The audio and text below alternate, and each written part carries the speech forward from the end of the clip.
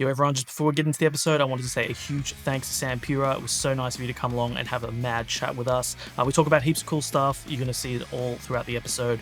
But don't forget to check out his Purified audio plugins. There's been a ton coming out. There's also a bunch coming. We cover all this stuff in the episode. It was so cool to shoot the shit and talk about that stuff. His YouTube channel, Purified Audio on YouTube, he's just dropped a ton of cool videos showing off the Panda Studios out at Fremont, California. Pretty much goes through every square inch of the place. Talks about all his gear. So if you want to talk about like drums, guitar gear, he's got it all there. Goes into it with very, very cool detail. But let's not waste any more time. Let's get into it. And thanks again to Sam Pura.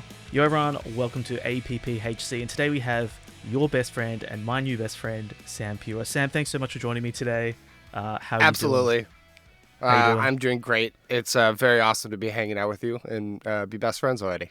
So I can see you got the swag on. You're at Panda Studios at the moment? Yes, I am. I am in what we call the Baby Panda Studios, and you'll be able to see all of these things in detail in all of our new walkthrough videos that we have posted for the studio, because we are actually gearing up for a new plugin release here. But yeah, so I'm in the Baby Panda room, which is our small control room. I'm using an MBox interface, and I'm hanging out talking to you on my SM7, smoking weed, drinking some of my sparkling carbonated water that I make and serve here at the studio. And I'm excited to talk audio and gear and all things music. I think the music gig is doing pretty well for you, but that sparkling water business is going to be the big one. Yeah, eventually when I figure out how to... I got to get into the canning business and the marketing business on that one, but I got some good ideas. You but got like a I don't want bottle to press and everything going on, and yeah. My only fear is that I will take too much of the market cap away from my friends in Liquid Death and my friends at Topo Chico. You know, I don't want to cause any conflict there. I love and respect them, so I'll stay out of their business for now. Yeah, totally. But we'll get there eventually. So I was going to say to everyone here, I'm out here in Sydney, Australia, and Sam's out there in Fremont, California. yeah, What was that, like an hour away from San Fran? it's like 25 minutes. We'll say. We like to go with the. I don't know if you've ever seen Clueless, but he's like everything in LA is 15 minutes away. Like everything in the Bay Area is like 25 minutes from each other. But like depending on traffic, maybe 45. But like essentially a half an hour. So it takes me a half hour to get home to Livermore, and it takes me like a half hour to go to San Francisco, and then it takes me like 15 minutes to go to San Jose if I wanted to go there. That's pretty awesome. So yeah. But I am in the Bay Area. Yes, but also by the way, I love Australia. Huge fan of Sydney. You're nailing all my bullet points here. I was going to ask you, how'd you go coming out here? And I loved it, man. The first time I went out there, I went out with a band called Heavy Lolo. I was filling and playing guitar for them, and we went on tour with like Totally Unicorn. Shout out to Drew Gardner and one of the greatest fucking guys I know. Phenomenal. It's really cool to see Dean playing bass, because I eventually came out again and worked with a band called Gay Paris when Dean was playing bass for them. So it's really nice to see him be in Total Unicorn. And then I went out there a third time just to hang out and be best friends and get engaged to my wife in the Blue Mountains. We had a very nice time out there, even though they were just doing controlled burns and everything was on fire. But I got to see, what was it, the twin sisters, right? Didn't like one of them collapse recently or something like that? The three sisters. I haven't heard of a falling out between the three sisters. But I can check it out. Yeah. So, but yeah, we saw that and like had a great time hanging out with our friends Drew and Jesse and, you know, Finn and fucking He's a Sydney native over here. Yeah. We got Mac and Kaya and Tegan and all the Australian homies. And then a bunch of them came to our wedding when me and my wife got married. So yeah, I love Australia. Like some of the best like most like wholesome like times of my life were like hanging out with like great people in Australia. That's so good. I had this tee up intro which we've decimated a little bit, but I'm going to read it anyway because I took the time to write it, so I'm just going to read it. Yeah. Why not? Yeah, please. So I'm a huge fan of your work, but let me just share these bands that you've recorded, mixed, you've done the works for, just with all the viewers here. So we're talking Story So Far, Hundredth, SpiritWorld, State Champs, Heavy Lolo, Basement, but of course Sydney local boys, Gay Paris. Got to be mentioned. Yeah. But doesn't stop there. No. Owner of the Panda Studios, CEO of Purified Plugins. We're talking with Sam Pura. Yes, that is correct. I'm gonna get my Bruce Buffer voice on when I do that kind of I stuff. love that. That is very nice. It's nice to hear all that in order. If you had told me when I was in high school that this would be my resume, I wouldn't have believed you. So I'm pretty excited to be where I'm at in life. You know, You're just getting started. Yeah, that's the beauty. Yeah, man. That's the beauty of this stuff, you know. Yeah, we're just starting chapter 2, which is the family chapter. I have one kid, Roman. He's 2 years old, and then we're gonna have our second kid here in a couple months, and then that's it. No more. But yeah, it's gonna be some. We got 2 Pura boys, and yeah. So now we got plugins. We got fucking more records. It'll be unique to see chapter 2 Sending unfold out here. different babies out into the world.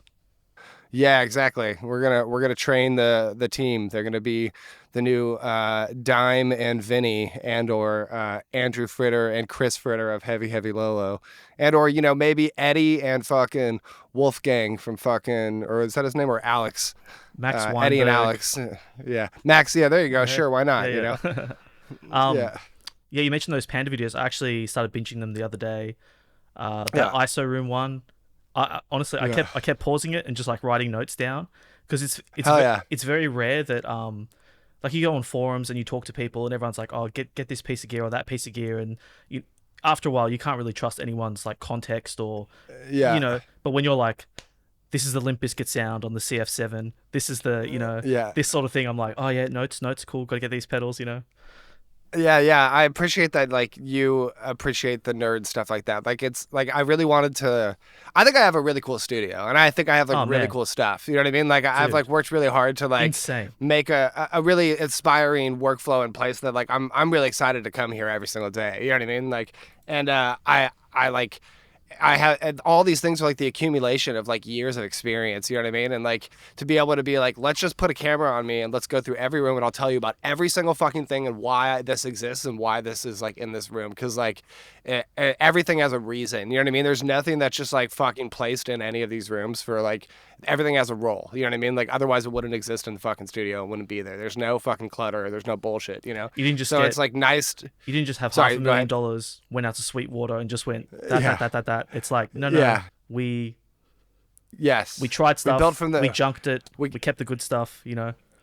Yeah, exactly. So it's nice to like be able to share that and have that be so detailed and like long-winded, and people to actually really enjoy that content. You know what I mean? As opposed to be like, whatever, it's too long-winded, it's lame. Like if people didn't enjoy like nerding out on things like that, I would lose faith in like the future of audio engineering and like the preservation of like these awesome like workflows and knowledge and like techniques and things like that. Like I want to talk about things, and I want the things that I talk about to like empower and inspire people and make them want to make better things, because that's the goal. My goal for this one was to be like so fucking long-winded and go through everything, leave no stone unturned on that one. You know what I mean? So that like if anyone wants to make like a cool like viral like short one in the future, like sure, pitch it to me, we'll do it. You know what I mean? Otherwise, and you also have all the data of what was cool, and you could fucking put that all together and make a cool cut. You know what I mean? Like refilm it. You'd be like, oh, this part had the most viewers. This part had the fucking. You know what I mean? Go into the metrics, you check it all out.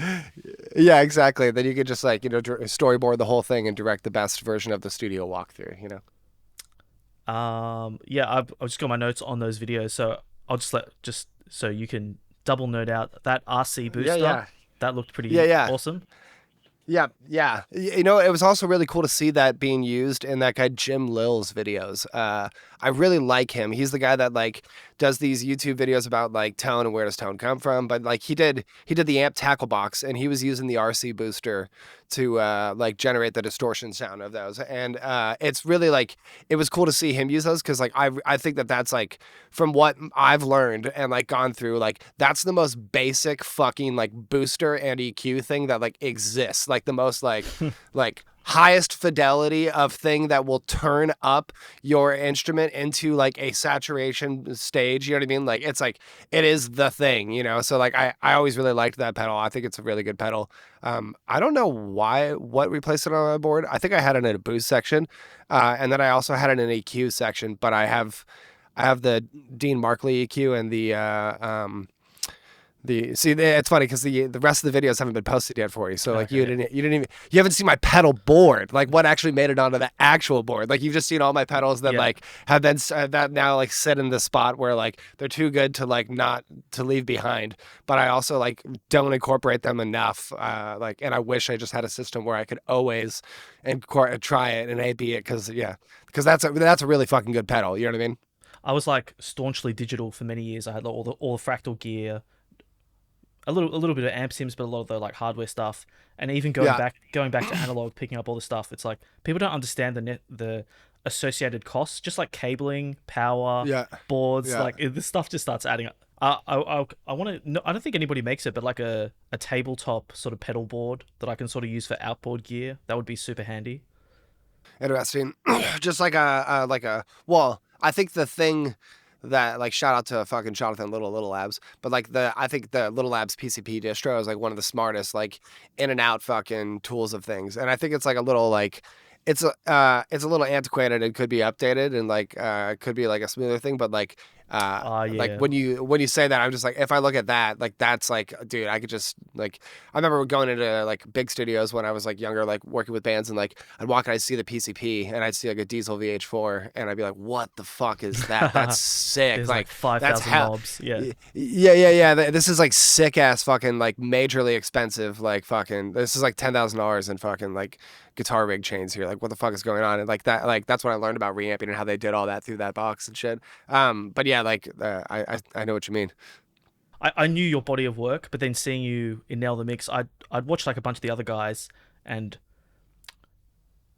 what really resonated with me is like I knew nothing about mixing. I just did like pre-pro for my bands and like helped other people Yeah. out, just shitty MIDI drums, all that sort of stuff. And then when it came time to mixing, I would ask my mixing friends, and they would be like, "Oh, pull up an EQ, drop it at 300, add 1K," and I'm just like copying line for line all this sort of stuff. And then I joined Yeah. something like Nail the Mix. It helps out, but it was still a lot of like sort of spec copying and that kind of thing. I mean, no disrespect to them, they had some great videos on like compression and stuff, and that they really cover the world. And I'd watched a few Nail the Mixes, and I would just get super bored. And your one, you just came in, you're talking about stories about life. You're like, Yeah. I just chuck the drums on the distresses when that shit's pumping. And I'm like, this guy gets it. Like, Yeah. the nerd stuff is great when you need it, but like I'm here to make music, like not get the Yeah. cleanest, sharpest sound. Yeah. That's, I always kind of like identify that attitude as like the punk rock thing. And I'm glad that like that resonates with you. Like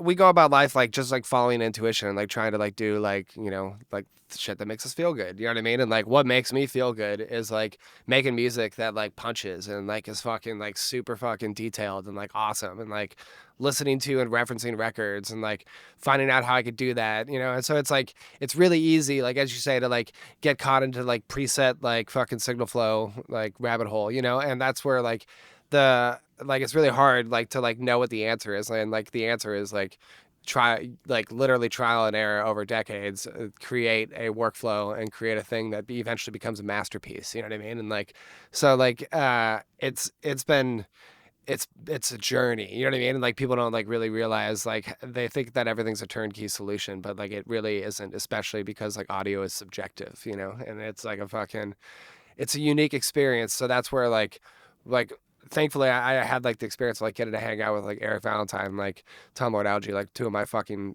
goddamn Amazing. heroes. How You know what I good. mean? Yeah, Like yeah. just like yeah, to like actually just like sit in their houses with them and like be best friends and like actually just like make like mix my productions together. It was just insane, and like what the one huge takeaway that I really just like got from them is just like what makes them good is their ability to know what they are trying to do.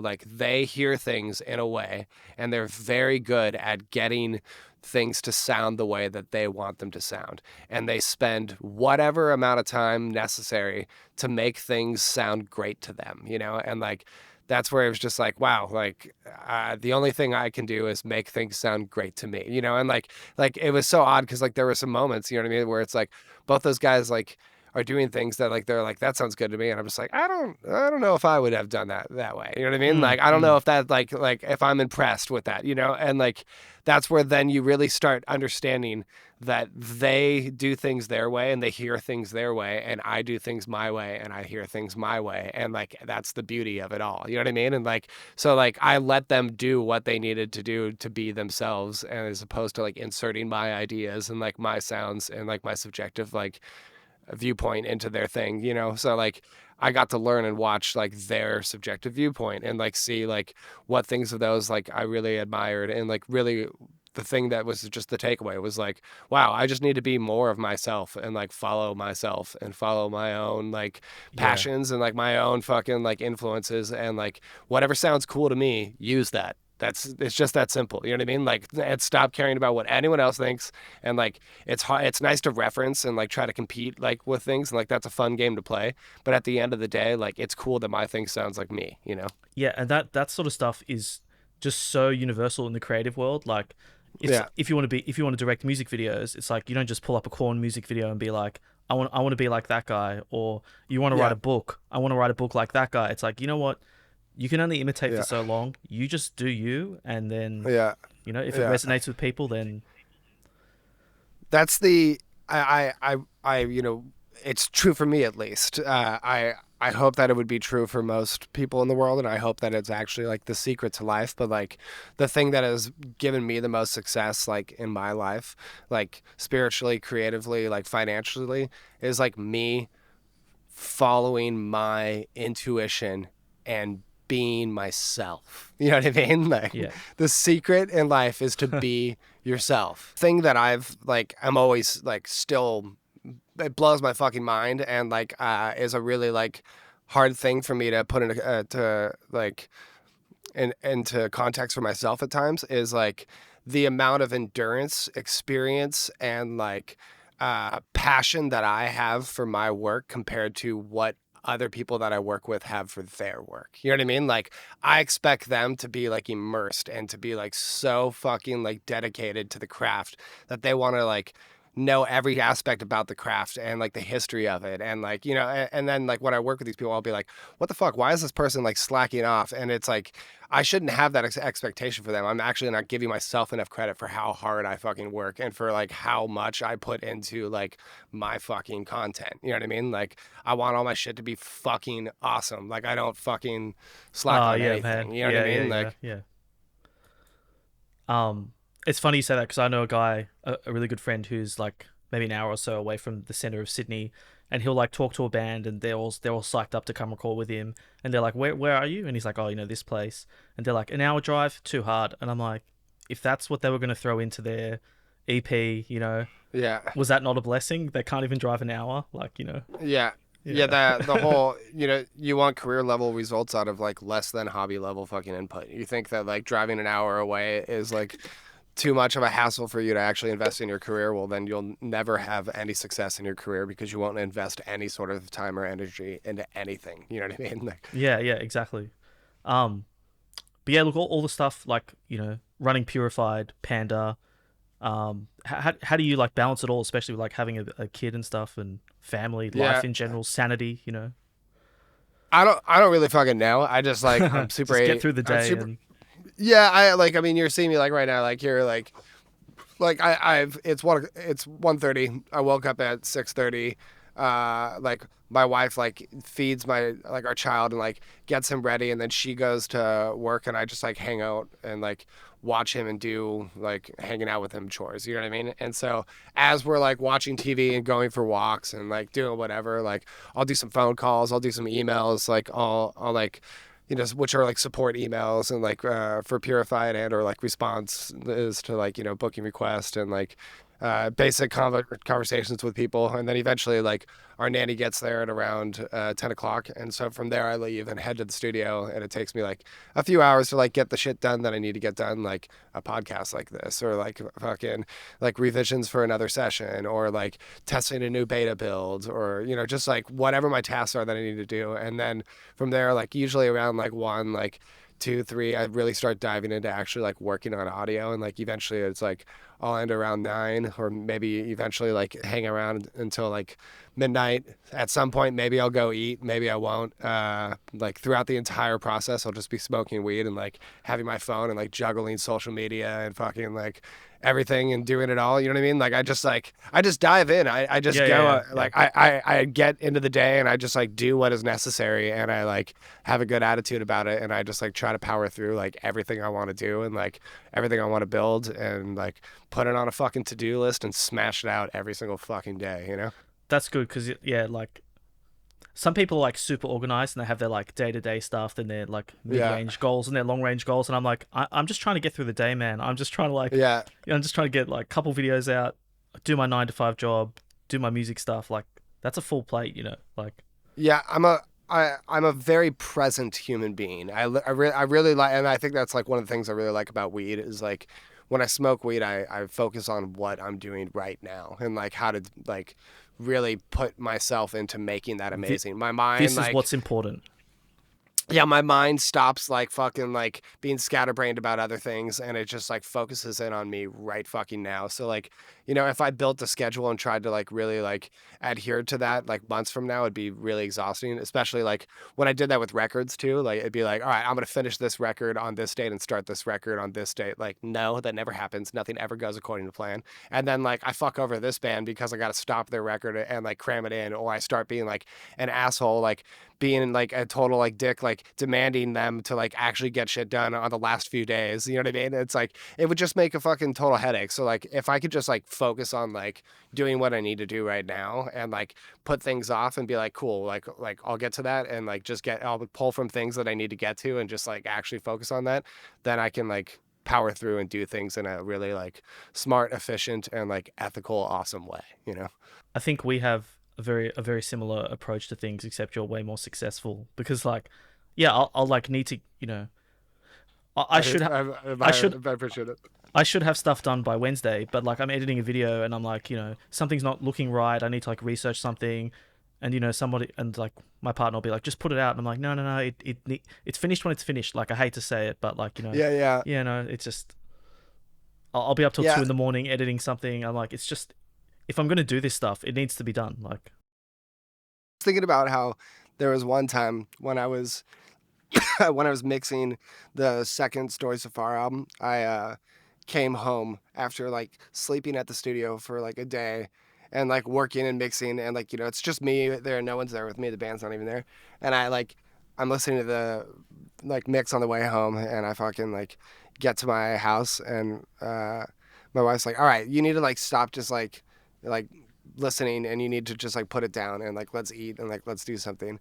And like, this is how fucking irrational and dedicated to their fucking music I was. I'm just like, you know what? No, I'm not gonna have dinner here with you. I'm gonna drive back to the studio and stay again, and I'm gonna fix this mix, and I'm gonna make this even better.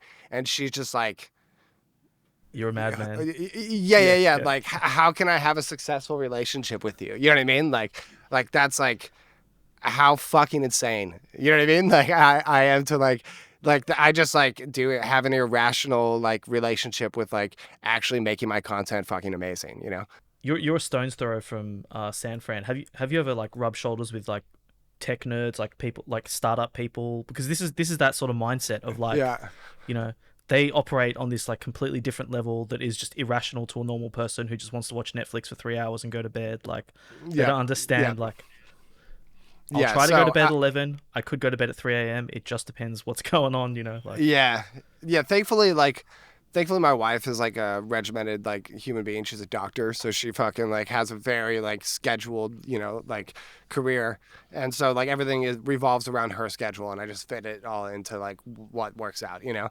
And so thankfully I like, she can be my like my structure, you know what I mean, that like keeps the whole thing sane, you know what I mean. But like on top of that, it's like, yes, like being in the Bay Area, like I worked with like a tech company, like I've like worked with really like awesome people. My sister is like in the business world. Like grew up going to, being a Bay Area person, like, it's like I'm right next to fucking Tesla. You're like, I'm very like, I fucking like idolize like, Apple and Steve Jobs, and like love the like Theranos stories and the fucking Sand Hill Road fucking shit in Menlo Park, and like I went to high school in Menlo Park and stuff. So like yes, I fucking like think the innovation of the Bay Area is so fucking sick, and like that like inspires me. Insane. And like is like ingrained into like my like type of like psyche, you know what I mean, like of like how I just like work. I want things to be amazing and like build really cool things, you know what I mean, and like and my life is about doing that as opposed to like just chilling and watching Netflix. Like I love that, but I'd rather like I get my kicks from like going to work and making sick ass content, have a bias towards analog workflow and like analog aesthetic, because the records that I like idolize and listen to and the tones that I like grew up perceiving as references are things that were all done in analog workflows. You know what I mean? Like any of the Blink records, any of the fucking like Brendan O'Brien records, any of the Eric Valentine records, like all these things are analog based things that like when you do the digital thing, you can get the periphery thing, but that thing is not the thing that I actually like and think sounds cool. You know what I mean? So like I unfortunately have like a built-in bias towards the sounds, but I really do appreciate the workflows, but I do see a huge lapse in the ability to actually make the analog workflows even more efficient and more analog and fidelity without losing the fidelity and the fucking originality that are like that digital does. You know what I mean? So like it's funny because like I see this huge like this huge overlap and like this like uncharted territory to like develop plugins for it. You know what I mean? And like it's like if I could bring this a part of my workflow into this like current arrangement, then this would make my fucking digital life better, and I'd be happy to work digitally. You know what I mean? As opposed to like be like analog's better, tape is better, blah blah blah. Like no, if a tape machine like could actually be a multi-band device that you can adjust how much fucking like saturation is happening on each band, and like which speed each band is happening at, and like which tubes and transformers are in the machine on each band, like shit like that.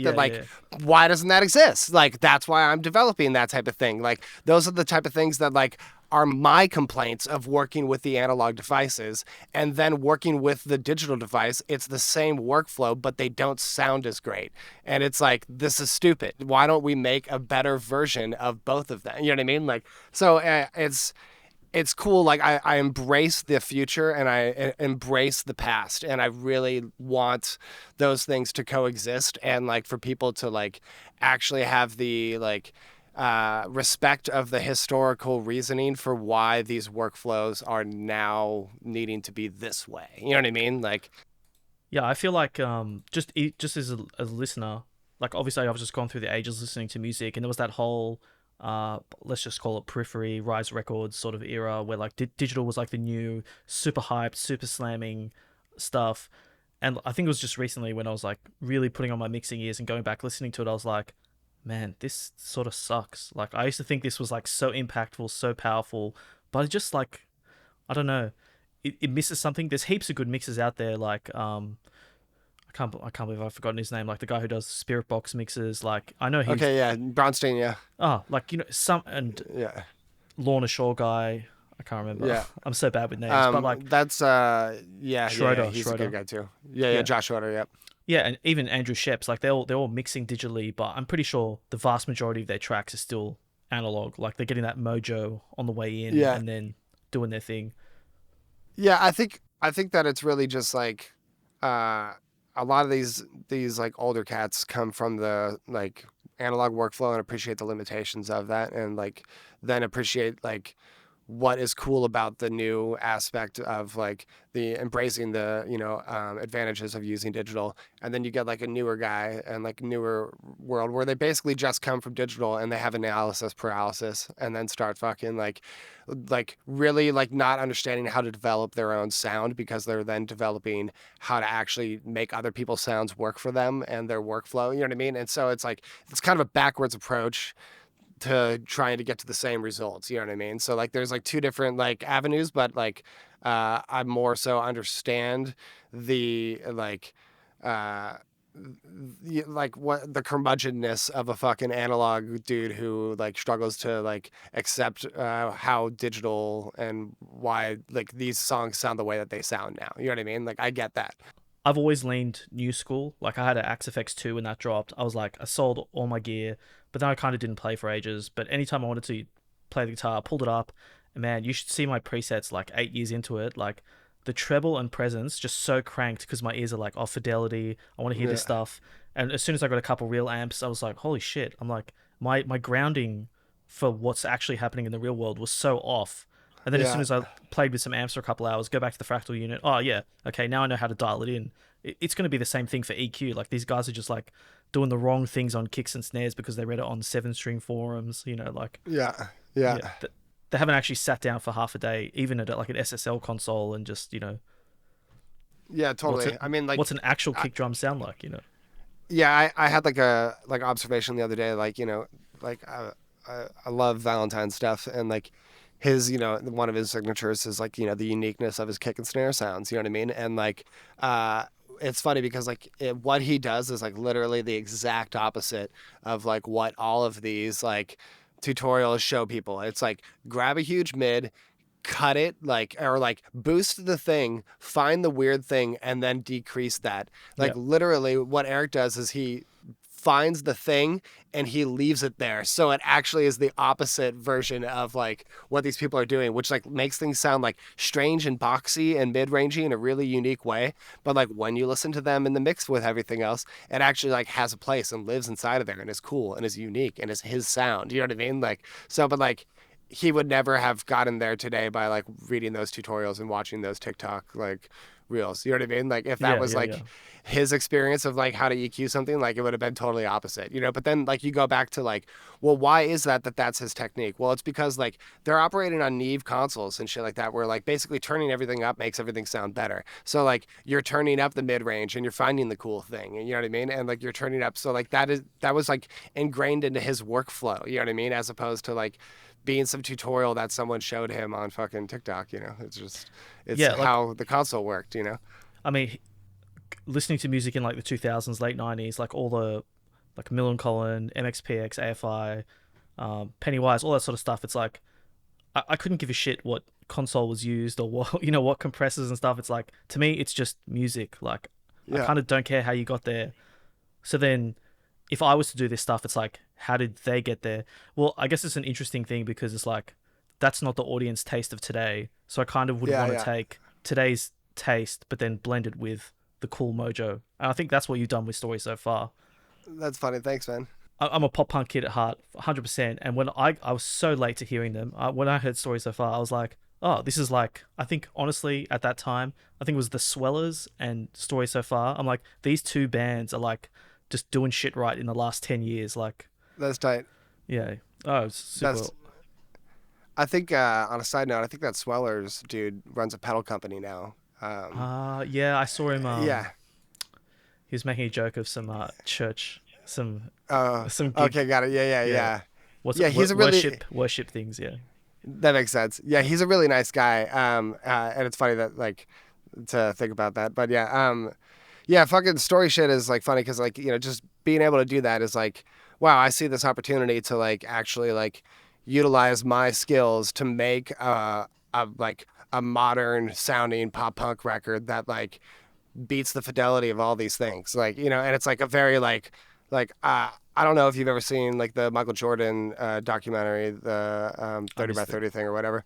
But like he's like I really relate to a lot of like his like conversations with himself, where he's like in order to like be the best, he has to like find these things to compete with in his mind. You know what I mean? It's like I like want to be better than this guy and better than this thing. And so like, I build up my fucking like reference playlist of just like, well, if I could make my record sound better, like, it's like instead of like shooting for the bottom, it's like, okay, well, who's at the top of the fucking game? Like we got Blink, we got fucking Newfound, we got fucking Sum 41, we've got like Phoenix TX, you know what I mean?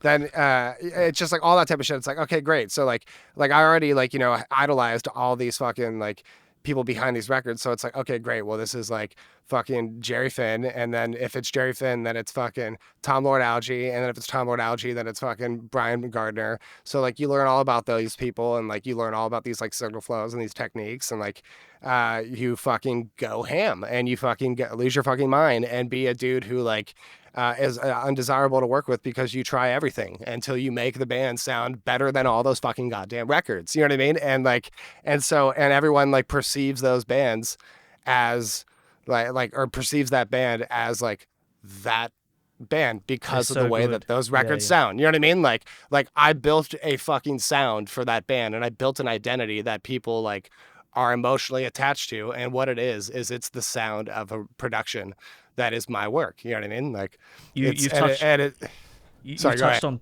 two things that I wanted to talk about. And one is, if anyone out there, this might seem super obvious to you because it's your bread and butter, but if you like any of those albums, one of the most eye-opening things for me in the last 2 years was like, who's this Jerry Finn guy? And then like looking at his back catalog and then just making a playlist and just hearing that guy's top to bottom sound and being like, oh man, this dude's a legend.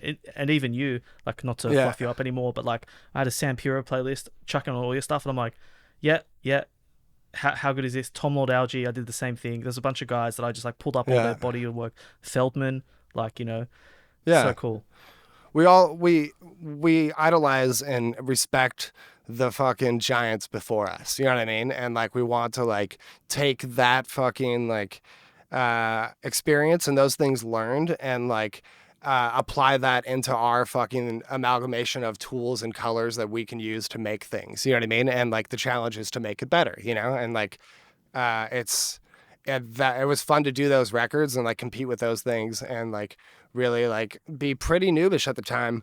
But like really like at the end of the day, like I made the best decisions I could with the tools and the time and the talent that I had available to me. And I think it still holds up, you know? And like I don't think that I could like do anything you know, it's just like, it's like, that's like I have no idea how I even made that record. I looking back at it, like, I don't know what amp was used. I don't know anything. I don't remember anything. Do stuff in Photoshop, I have 50 layers. And if you ask me to edit something, I'm like, I can't. It's just it's baked in. You know, like. Yeah, exactly. Like it is the best I could get for the tools with the time and talent that I had, you know? The guitarist, one of the bands that I was in, still good friends with the guitarist. He moved to Montreal. He's coming back to Sydney, and he was just sending me some links. He's like, "Do you want to do some music?" I'm like, "Yeah, cool." Like, awesome. He's like, "Okay." So we used to play like Ghost Inside sort of music, like all that stuff. And then he's like, "You got to listen to this band Hundredth." And I was like, "Bro, I know Hundredth." And he's like, and then we were talking about Hundredth for a few minutes, and then he's like, "All right." He's like, "But you got to check out this other band, SpiritWorld." And I was like, "You're gonna get this?" And he's like, "What? It's the same guy?" And I'm like, "You know story so far?" And he's like, "Shut up." And I'm like, "Same guy." Yeah, that's sick. It's nice like to have that variety right there. You know what I mean? And like that level of like quality and like you know, the fact that like people consider these things like heavy hitters inside of their genres as opposed to just like meek little things that are like sub fucking less than contributions to music. You know what I mean? Like we're trying to like make really like impactful statements and like build bands that actually have like longevity and like careers, you know? And so it's like nice to have like Story, Hundredth, SpiritWorld, you know what I mean? And like be able to be like sick to do all those well and have them have a like versatile sound that sounds like the band, but like enough to like still sound like me without sounding like every fucking record is the same fucking sound. You know what I mean? Like, so are you like the underground punk Simon Cowell, where like a band will come to you and you sort of like see beyond the band and you're like, I think if we like spend 6 months, like this is actually gonna hold up? Like, I appreciate I appreciate the suggestion. Yes. Yeah. That's the type of stuff that I love. You know what I mean? Like, and like, I guess it was hard for me to accept that for a while, that like, I actually like, have more experience and like, am more talented than 99% of these people that come in and work with me at doing, I'm more talented than them at making records. You know what I mean? Like, it's just how it goes. You know what I mean? Like, so, it's once like I really started like I had to kind of like struggle to like learn how to adapt that strategy and like actually like like utilize that skill more and lean on it without like offending people and without fucking like being a jerk off to people, and like how to actually just be like, okay, how do I like empower people to like make the best stuff possible without like getting in their way, you know what I mean? So like I always use SpiritWorld as the reference, because like that's like really like the turning point band for me, like where like everything that I had learned was like literally made for that moment to like start making a SpiritWorld record, where it was just like great. Like, and it's funny because like Hundredth has been leaning more in this direction, in terms of the fact that there's one main fucking brain that is the branding, is the songs, is the thing. And like in SpiritWorld, it's Stu. It's his fucking band. It's his thing. And it's like, he's just like, great, I want to make the best sounding fucking like metal hardcore fucking record, and I have this theme and this fucking concept, and it's like, great, so we're taking on Slayer, Metallica, like, you know, like here we go again, like it's like so fun to like be like, let's build our platform of like, who are the heavy hitters, and like how do we like be better than all of them and unique and fucking like pay homage to, and like not be disrespectful, and like, you know what I mean, like how do we fucking like how do we float it, like, how do we fit in and maybe even be better than all of them, you know what I mean, like without fucking like being jerk offs to anyone, because we all just want to be best friends, you know what I mean? So like it's a fun fucking challenge to like be unleashed, where it's like a guy like Stu's just like, he doesn't care how the record gets made. He doesn't give a fuck. It doesn't, nothing. If it sounds better with digital drums, we'll use digital drums. Who cares? Like he has no fucking bias. Like he's like just win him over with a thing that sounds great, and like show him A and B, you know what I mean? And we'll decide. So that's where it's like, I'm going to hire Thomas Pridgeon to play your drums. I'm going to fucking like get this dude Randy to fucking play all of your fucking solos on your record, because we can't fucking write and play solos. So we're going to get this guy to do this. You know what I mean? Do you know like, how happy I am that you say that? Because the first thing that came up when we were talking about SpiritWorld, it's like, I can do half of it, but I just can't do any of the solos, because listen to these fucking things. They're just like ridiculous. Yeah. Like, you know. Yeah, exactly. Like, and like, it's like solo needs to go here, something sick, and it needs to go like, when am I never, and we have to like have that whole experience with a guy who's actually talented. Punishing you know that what I mean? whammy bar. Yeah, exactly. So, but like that's fun. You know what I mean? Like it's so fun to like make things that don't exist into a fucking thing, as opposed to like this rule of like, capture me and do what I say, because I am the artist and whatever I do is amazing. You know what I mean? It's like, no, that's not fun. Like, what are you actually trying to do? What are you actually trying? Like, how can we actually go to town on this and like make this the coolest thing in the world? You know? So like doing that type of, and like Hundredth is way more of that now, where like he's like, you know, I don't want to make hardcore music. I don't want to scream anymore. You know what I mean? What do I want to do? Isn't so it like their last two releases are sort of leaned that way? Yeah, exactly. Totally, way more. Yeah. Like the Somewhere Nowhere album that I did is like one of the most like it's like the version of Chad at his fucking best that exists so far. You know what I mean? And like we'll do something new at some point. Hopefully, you know what I mean? Like hopefully he wants to do new shit with me. But like it's like he's got a very specific sound and a very specific idea of how things are, and there's like no one else that's really like has to insert themselves, you know what I mean? They're just like, we're all just servants of his fucking ideas, because like he's the fucking screenwriter, you know what I mean? He's the fucking dude who like writes the best fucking shit, and like, and if anyone else brings something better than him to the table, then we'll fucking, best idea wins, no problem, we'll use it, you know what I mean? We'll build like, the stage set, we'll get the actors, we'll get the lighting, but it's his exactly movie. Exactly. That's way fucking cooler than recording a band, you know what I mean? Like that, it's so stupid, you know, like, but like, I guess you've been there and done that hundreds of times, to the point where you're like, if you want to do the 10-day tracking thing and the 3-day mixing thing, we can do it, but like there's more to life, you know, like let's put more into this, like.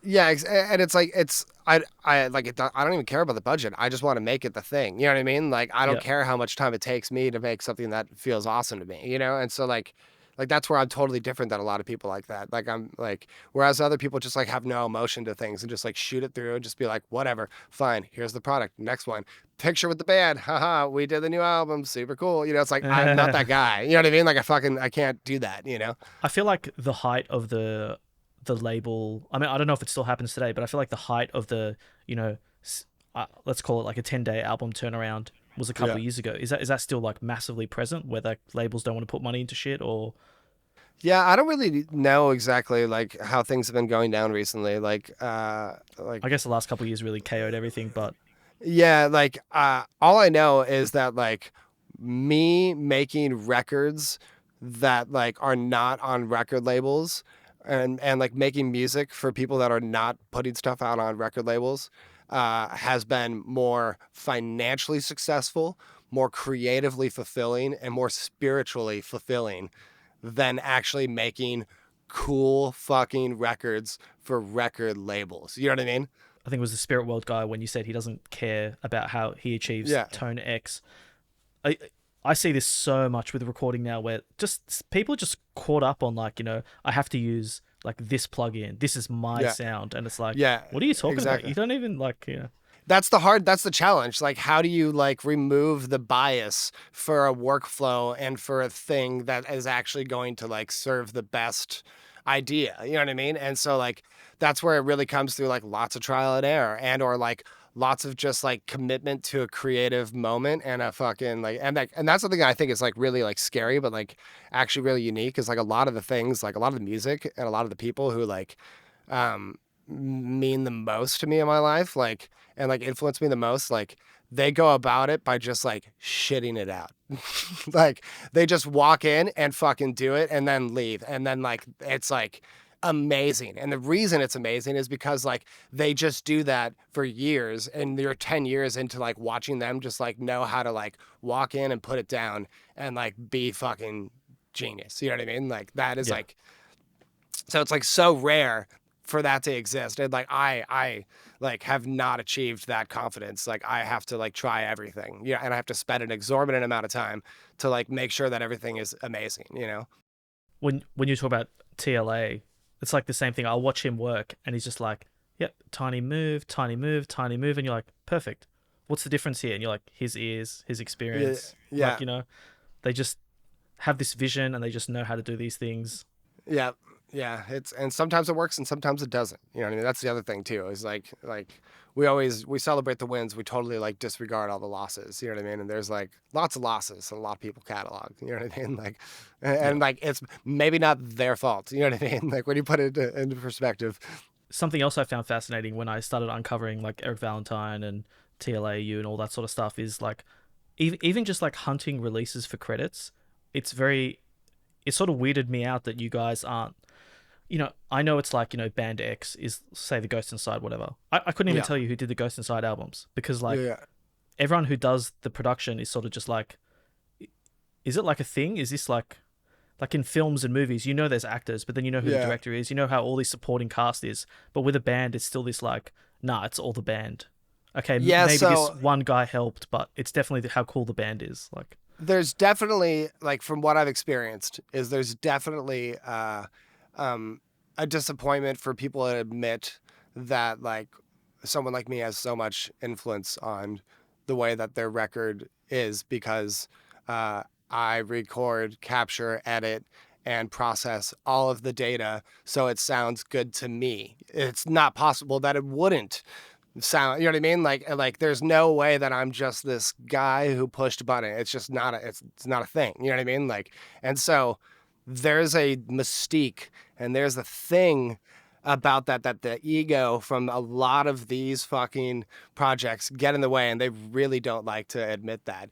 And I find that very strange, because my favorite directors, my favorite fucking like artists, my favorite fucking like anyone, like producers wise, like they're essentially, that's this word, a tour, where like they are known as the person that is they are cited as the body of work because they are so involved in the process. You know what I mean? So like really, like the thing that is like the problem with music is that the songwriters and the actors are supposed to be the band. You know what I mean? Like that's the thought process and the way that it's presented.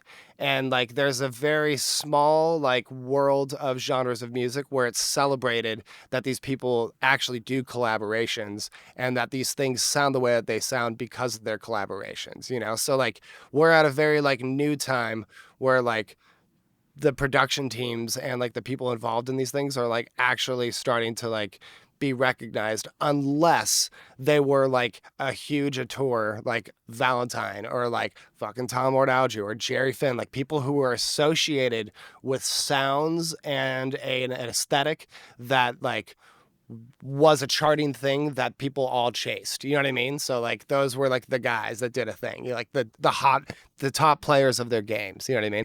So with like say Hundredth, for example, did he have everything like crafted out, or it's just workshopping the sort of like sonic places you guys want to go, and then you start like pulling up some synths and like tones? No, so that's the really cool thing is like, so Chad is like this unique example of like his instrument is Ableton. Like my instrument is the studio. His instrument is Ableton. And like he now can make music in Ableton, and we can piece that out and we can put that into my Pro Tools system and we can fucking make it his songs. You know what I mean? Like when it exists in Ableton, it's like his like it's these amazing ideas that then we like bring into like a different realm and a different life, you know what I mean, together, which is tight, you know what I mean? And so like that's the cool thing, is like embracing the fact that like what he's doing inside of his instrument is like the tool, and like how do we incorporate that and like collaborate and make this into the songs that they need to be made, you know? So like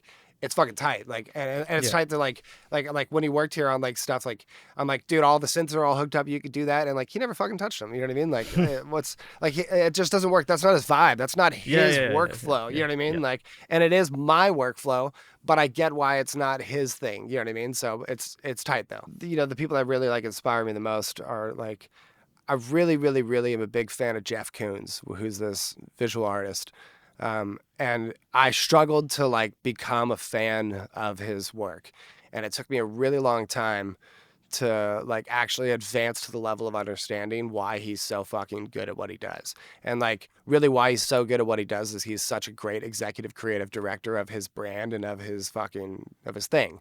And so like all my favorite producers are like really people who have like the heaviest hand and all that shit. You know what I mean? So like Jeff Koons, like that's why I find like the Rick Rubin thing really funny, is like people assume that he has such a heavy hand, but like actually his style is having such a non-heavy hand that he like, that's his skill, is like allowing people to organically like put out their best work that they all feel confident about. And if they feel confident about that and feel like it means something to them, then like maybe it's going to do good in the world, and we'll see. You know what I mean? Like he's really good at curating that, but like people think that he's like involved in doing the fucking shit, but he's not. You know what I mean? Which is like, it's like I struggle to find myself thinking that Rick Rubin is cool because I'm in the weeds doing all the fucking shit. You know what I mean? So like, I think it's cool that like Jeff Koons has like 700 Sam people in the weeds doing the shit, and fucking I find it strange that Rick Rubin is like not doing any of the work, but Jeff Koons really isn't doing any of the work either. It's so funny. It's like this weird like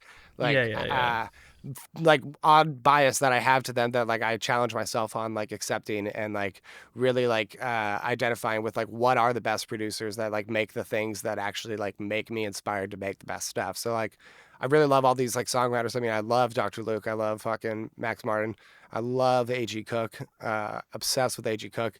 So like now it's kind of adapted more to like songwriters, but like a lot of these songwriters are like really involved with their own productions and sounds and like songwriting as well too. So like they have like a whole package where they're really in the fucking weeds on this. So it's like, it's tight. So I'm really inspired by that type of shit. Like that's my production philosophy. It's like I'll listen to some of my friends' releases or like other people's just asking for input and stuff, and I'm like, no matter what you do, even if you think you've written the best song ever, engage someone like a Pura or someone just to get their like production ear onto it, because these people have been doing this stuff for like, 20, 30, 40 years, whatever. You're just, you're a 25, 30-year-old guy. You can only have so much experience unless you're like the 1 in a million freak who's just like the best songwriter ever. But realistically, and like, I feel like artists, people in bands, like even just Sydney, it doesn't matter where you are, like they don't understand the way, they don't understand how to make a record the way that you understand it. They think, oh, that's the mixing guy, he'll just like make it sound better. And you're like, no, like you got to get this song. The song has to be cool, left to right. You can have a shit sounding cool song, it'll still be cool, like. I'm literally in charge of the accumulation of all data that is going to go out of the speakers and making sure that the arrangement and like the like everything about it has like this emotional resonance that like I and the artist feel like brings us to a point of like euphoria. You know what I mean? Like it's just that simple. Like, So I know you said you probably can't remember like the sessions and stuff. I've just written some notes with the story so far. yeah. I want to talk like guitar tones and talk to me about the amp combos if you can remember. Yeah. So at that time, like first early records, we were definitely relying on like at that I basically had an Orange and a 5150 that were like my main amps. I don't know if I had my Vox AC30 yet. But I had just a couple other extra ones, like another different 5150. And then they had a JCM 900 and I think a triple rectifier. And I think we really liked Kevin's JCM 900 the most for like his shit. But we liked my 5150 and the Orange. So like I think the main tones on the first two like records are like Orange, 5150, through the Orange cab and the Bogner cab, 57, 160, same combo I like always do. Then I was probably using like my like API or 7 Circle N72 preamps at the time, which were like API or knee flavored, but now I would just use the UTA, which is better than both those fucking things combined.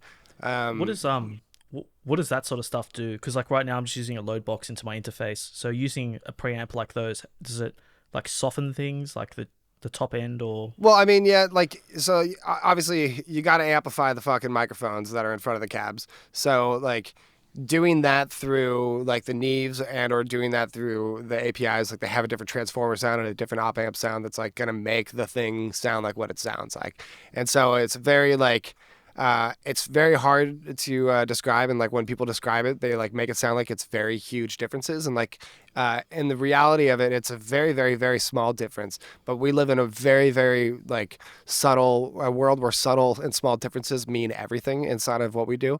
So it is a really massive difference, but it's like a very unique like experience when you start going through and like actually testing and trying these things out. But really, realistically, like I really liked the Neves because they made my low end sound better, and like, but they made the top end sound too sharp with how like transient pointy and like distorted. Like it's like the top end would distort too quickly. Then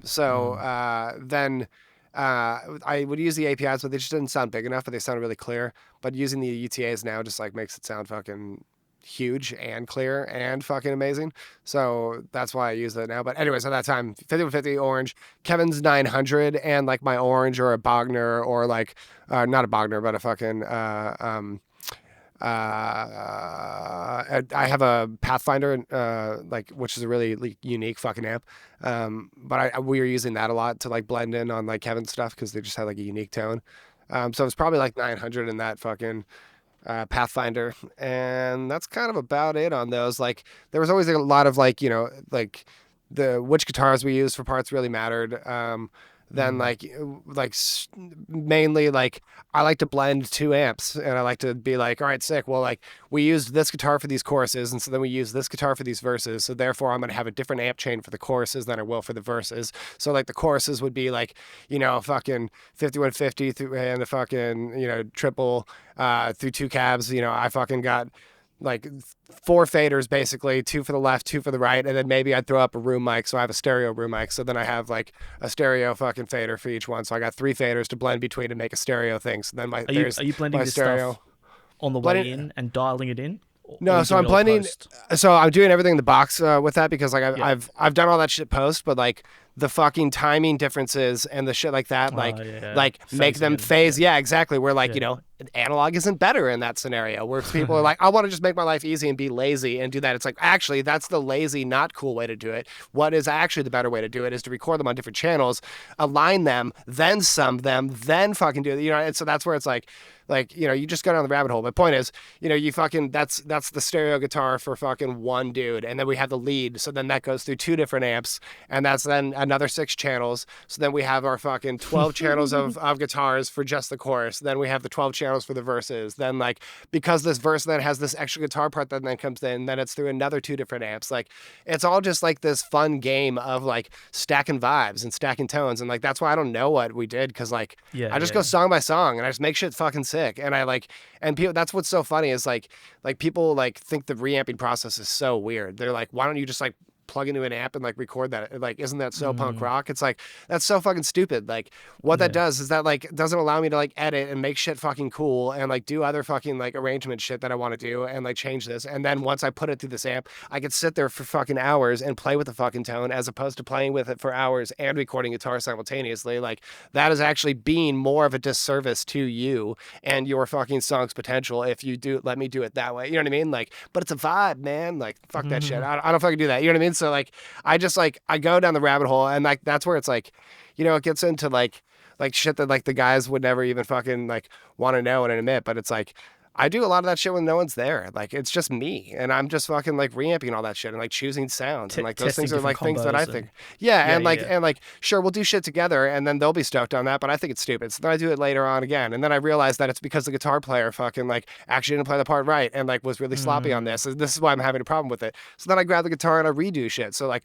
I play lots of guitar on that shit. I play lots of fucking bass parts. I do whatever it takes to make everything sound fucking good. You know what I mean? And like no one wants to admit that and give me credit for that, but like that's the reality of like what I do to make my records sound amazing. You know what I mean? Like that's just what I do. Like, yeah, I remember somebody asked Andrew Wade, like, how does he deal with, you know, a sloppy guitarist? And he's like, yeah, after a couple takes, I just tell them, good job.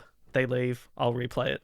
Yeah, that's that becomes a challenge then too. Is it's like then like that's when I didn't have like the time to like actually fucking do that. So like I'd have to do it with the bands there, and then they'd be all upset that I'm replaying their parts and demoralized and blah blah blah. I've been there, you know. I've been that guy in the band, and someone else is like, hey bro, someone else is playing your part, and it's crushing then and there. But upon reflection, I don't care. It's fine. Yeah, exactly. It doesn't matter. It's that's where it's like we're all servants to the song. You know what I mean? And like we're trying, like best idea wins, best performance wins. Whatever is the best thing, like let's do it. Like I don't care if it's my idea, whose the thing it is. Like I just want it to be the best thing that comes out of the speakers. Like that's my fucking job. You know what I mean? Like so yeah. So point is like doing all those guitars and doing like those things like that, like I built an experience and a workflow of like how I knew exactly how to make things right. And so that's when like eventually like I forced Evertunes on them, and they were really upset about that, and they were very resistant to Evertunes, especially because they had like 22 fucking awesome ass fucking guitars because they're fucking guitar sluts. You know what I mean? Like so it's like, sorry man, you're gonna use my Squier here that has an Evertune because it's gonna be way better than all of those, because like the fidelity is gonna be perfectly in tune, and like this tone doesn't even matter, the vibe doesn't even matter. Like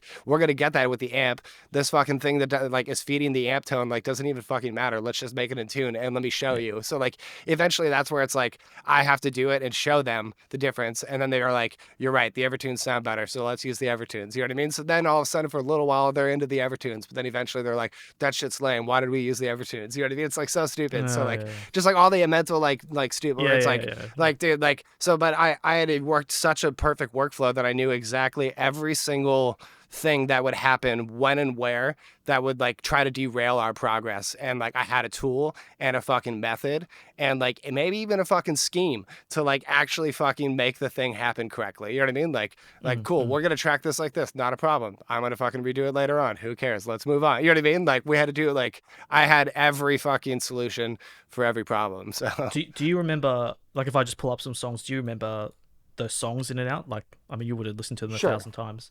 Like that middle album, the Story So Far self-titled Mock, I'm pretty sure I've posted on forums definitely for Mock, and I'm like, how this intro is like simultaneously, I think it's got the orange low end and some sort of chimey 900 top end perhaps, but that tone, like that's a challenge, man. You tell someone to get that tone, they think it's easy.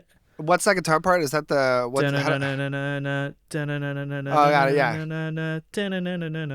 yeah. So yeah, that's one like that gained the fuck out, but it's not sizzly. So okay, so like I mean, a riff like that is a fun, unique thing. Is like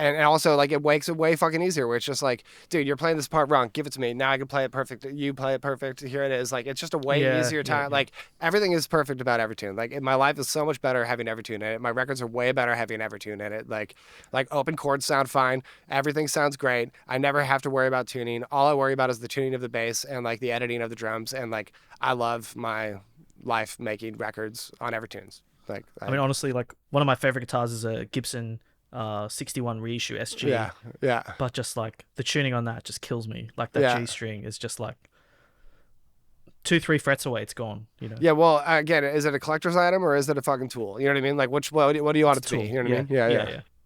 It's been on the road for 10 years. It's already there. You go. Yeah, Evertune. Not good enough for the gear page people, you know.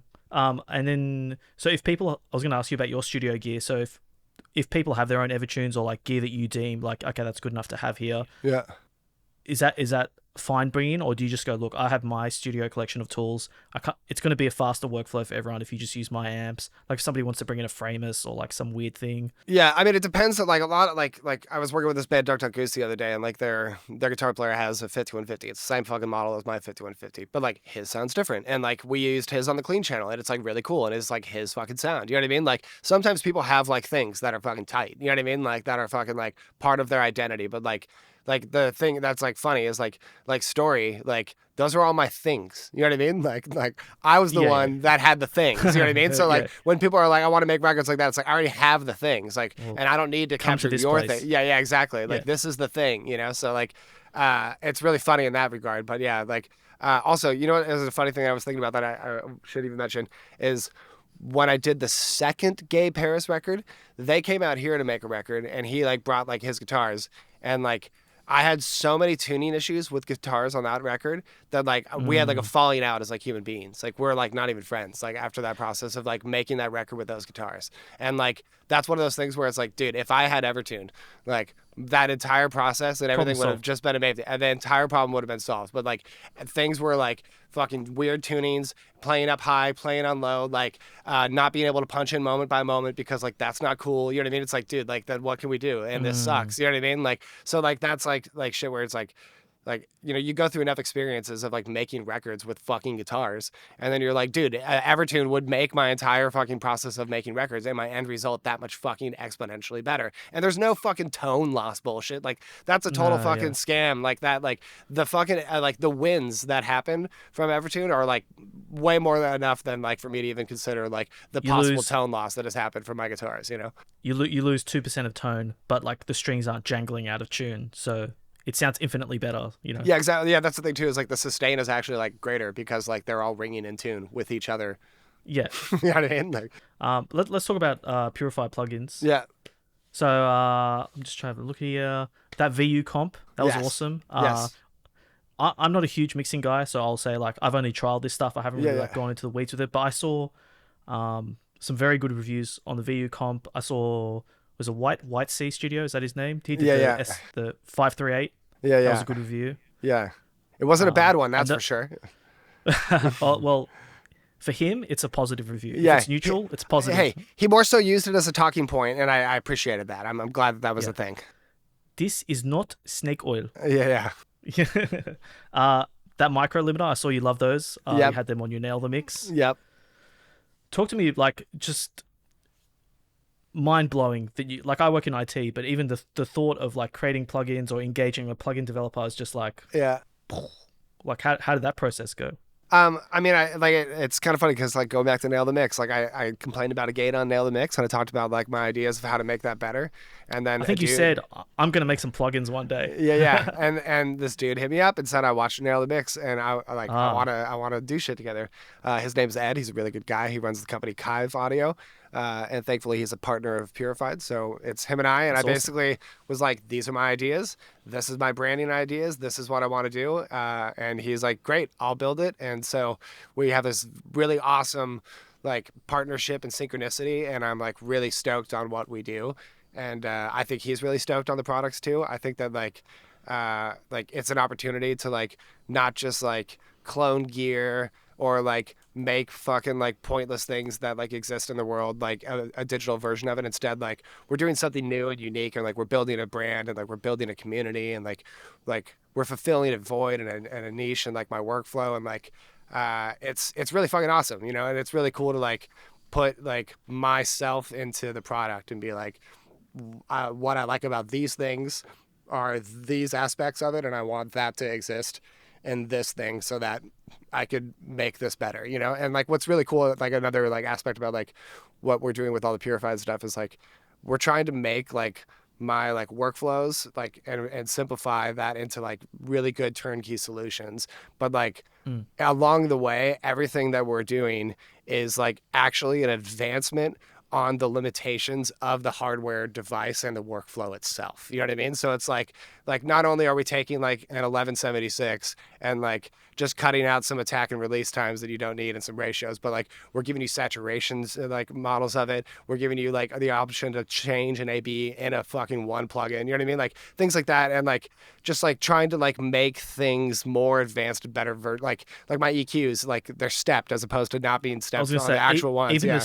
Like even a step thing, like and there weren't filters on the thing. Like thing. Yeah, there's no filters on the actual thing, and like now there's filters on it, and like and we have THD modeling in it, and it has auto gain. Like there's like cooler features that like make them cooler than my own fucking hardware units. Where like I actually would rather just use the plugin. Like it's really fucking cool, you know. And like I've never felt that way with plugins before, but like I feel that way with these things because like I'm invested in like it's not only because I'm biased, but it's like, you know, these things really do sound great to me. And like I saw one review about our EQ before where it was just like somehow out of the hundreds of EQs that I have in my EQ like plugin folder, this one just sounds and works the best. It's like, once again, strip away all the nerd stuff. Yeah. That's the mileage, then that's the, you know. Yeah, and like, you know, when we go through the background of like how and like why those EQs are even a plugin, like it's just like, you know, it's a very long story, you know, but it's like I fell in love with those like EQs. I tried a bunch of different things, never really like found anything that like actually fulfilled the euphoria that I got from those EQs, and like I have them now, and so I wanted to make them into a plugin so that I can like put that into the fuck, because I hate using EQs in the box. Like they're always just too surgical and fucking weird and nerdy, and like not enough of just like, let me just raise some mids and like let me just like cut this harsh area. Instead it's just like, okay, well how much of it and at what Q, and at like it's just like too fucking like stupid. So I'm really excited about what we're doing, and I think it's really cool. I don't know when this will come out, but like this, by the time that this is out, we'll have our new plugin out, which I don't mind talking about and releasing and giving to you early so that you can check it out. I was gonna say, what do we?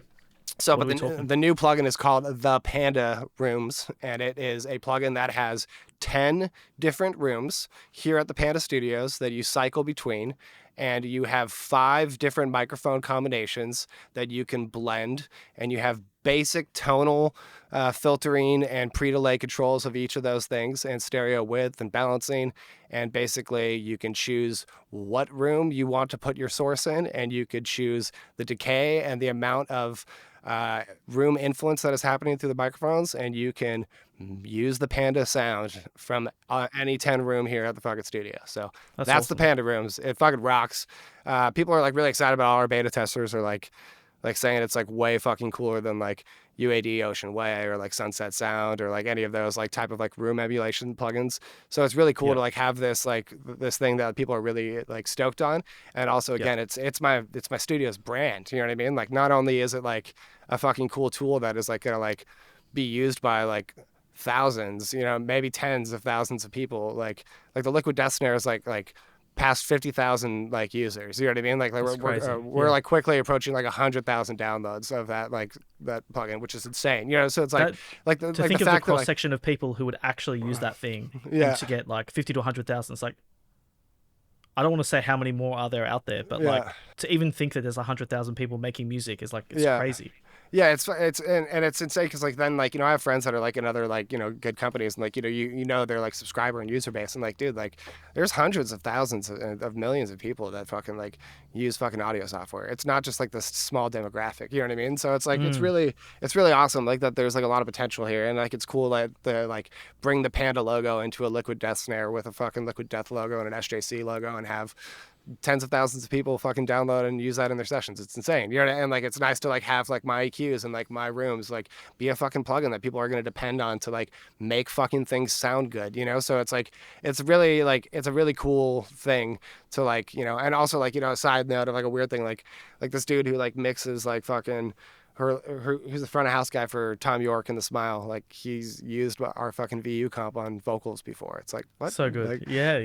Like I'll never work with like a caliber of like clientele like that, but like maybe my plugins will. Like it's amazing. You know what I mean? It's so sick to like have like my knowledge and like my experience like be put into this thing with like my partner Ed, where like we're actually like changing people's like lives and making them better by like helping them make content that they are really fucking confident and really stoked on, and like have a huge part in the process of that because like people like our plugins and our workflow and they like the results they get from it, you know? So it's super, it's awesome. It rocks.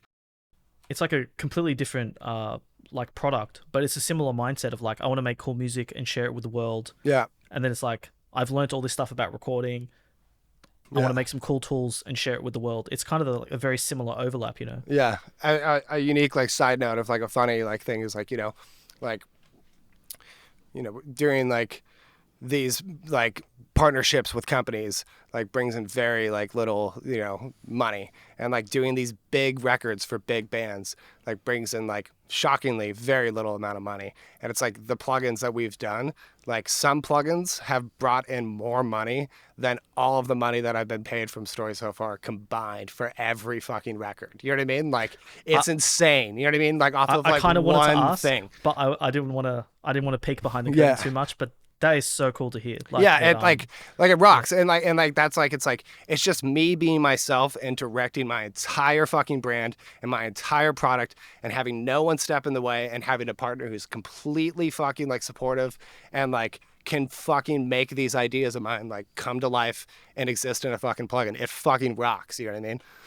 So this stuff ain't stopping anytime soon. No, we got a lot of fucking and I'm really passionate about it. Like I'm really stoked on all these things. You know what I mean? Like they actually fucking rock. Like it's cool. Like I'm into audio. You know what I mean? Like I'm not into like playing this fucking music business game. I'm into like existing and making shit that like actually like transcends fucking space and time and fucking inspires generations. You know what I mean? Like I'm thinking like again, it's like, you know, let's go to the big top. Like how do we fucking make our things just like actually like be monstrous pinnacles of examples? You know what I mean? Like pie in the sky thinking for plugins. Like what are some other ideas you've just like thought about that may or may not be coming? You know, yeah.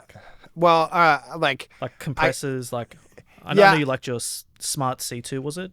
Yeah. So there's like so I actually I'm glad that you're asking about that.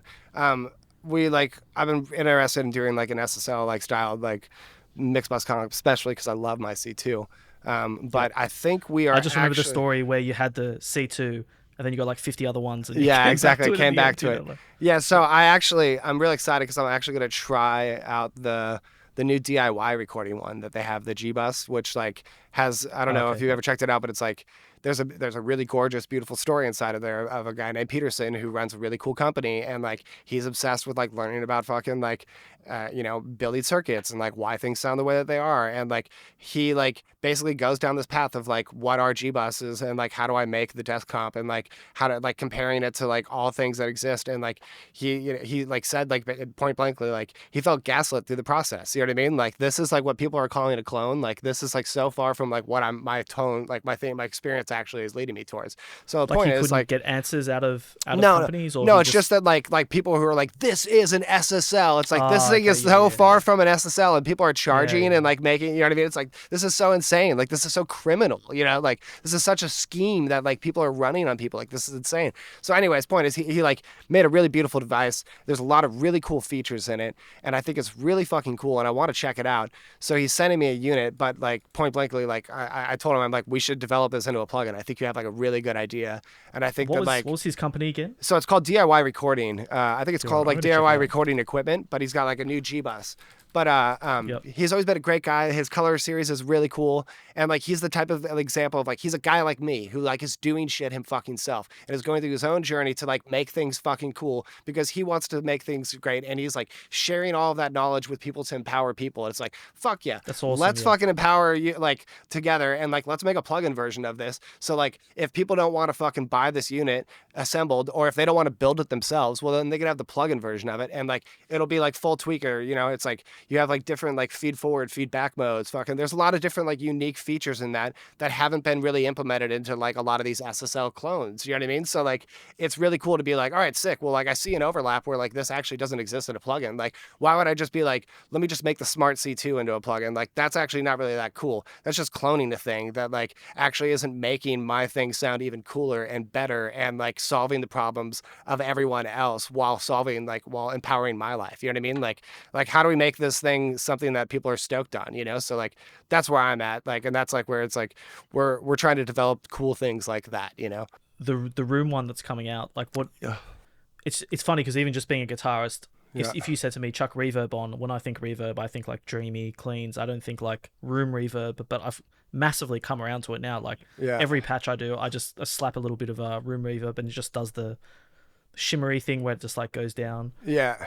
So for your plugin, just some quick mixing tips for guitarists. Like, would you chuck that on like bus channels or individual stuff? Like what, how would you use it? I guess I could share my screen here in a second. Let me fucking pull this up for you. So here it is. So you choose awesome colors. Yeah, thanks. It's we love our purple. So this is actually not the default mode, but let me set it to the default mode that it will be set to so you understand and we can talk about it. But basically, you got your 10 rooms. So you got your live room, the control room, your hallway, your kitchen, your bedroom, your bathroom, your ISO booth, or I should say ISO room, excuse me, the East live room, the East control room, and the warehouse. We didn't leave Baby Panda in here or our entryway, but it's okay, you know, so no big deal. So anyways, we got a U47 here to the left. We got a binaural head here, stereo head right here on this fader. Then we got a XY SDC. Then we got a Blumline ribbon, and then we got a XY LDC. And this is set like 25 feet away. This is like 12 feet away. This is 8 feet away. This is 4 feet away. This is 8 feet away. So you got your mono and you got all your fucking shit, and then you can just fucking choose between there. Now the best part is you can link all these. So when you like use stereo width, it links all of them, or the tone knob links all of them, or you can turn them off. It also has auto gain. So when you're affecting any of this, all of the volume is staying consistent. So things sound better when you turn it down as opposed to turn it up, which is even cooler than turning shit up. You know what I mean? So it's like tight. So you can just be like, cool, I don't need some of this. I'll turn this up. Like, yeah, and it rocks, man. So I'm gonna say even the UI, plugin. it looks pro, man. Like the Thanks, UI man. design has done a great job. Like yeah. That's I it. appreciate that sort of stuff where it's like, oh man, it looks so like, it's slick. Yeah, thanks, man. I'm really proud of it. I really like our branding of our purple and our like SSL style kind of like console workflow like layout. I think it's just a really like. I think it's a really gorgeous plugin, and a lot of people are really stoked on using it. So like you said, how you started, you're like, well, like what would I do with like a guitar? Well, like technically, I like throw my fucking like amps in here, you know what I mean? So like then here's like so I put a fucking speaker where these would go and like modeled like 4 feet away, 8 feet away, and then this microphone all the way in the hallway 25 feet away. So like it's like the door is open for the fucking ISO booth, so you put your fucking cab in there and you can adjust how much of the fucking room sound you're hearing in there, or you can move it into the live room, or you can move it into the fucking bedroom or the fucking bathroom, you know what I mean? The bedroom's got my nice dolly fucking painting here, no big deal, you know what I'm saying? Nice beautiful Panda. So yeah, the whole thing just looks really good, and I'm really proud of it, and I think it rocks. And I like, it's cool because like, you know, everyone has compressors, everyone has fucking EQs. Like it's nice to like have this cool unique thing that people are going to be stoked to try, you know what I mean? Like a lot of people are working in bedrooms, a lot of people are working with DI stuff, and like now they're excited to give their stuff like a natural space of ambience as opposed to like choose your plate, choose your fucking hall echo chamber, you know what I mean? Like it's cool, you know? Yeah, there's also something about taking like a sonic footprint of a specific space. It's like, you know, let's say you hypothetically move in like 20 years or whatever, it's like you still have the sound of that space if you wanted to go back and like do something. So there we have it. Thank you so much to Sam Pura. I really need to find a better way to finish these things because I can never find a way to snap them off in person, so I just got to record this stuff after the fact. But I'm totally buzzing. Great chat, great time. I learned a lot of stuff. Hopefully you guys have picked up a lot of stuff too. If you have any questions or comments about anything, leave them below. Don't forget to smash that like and subscribe.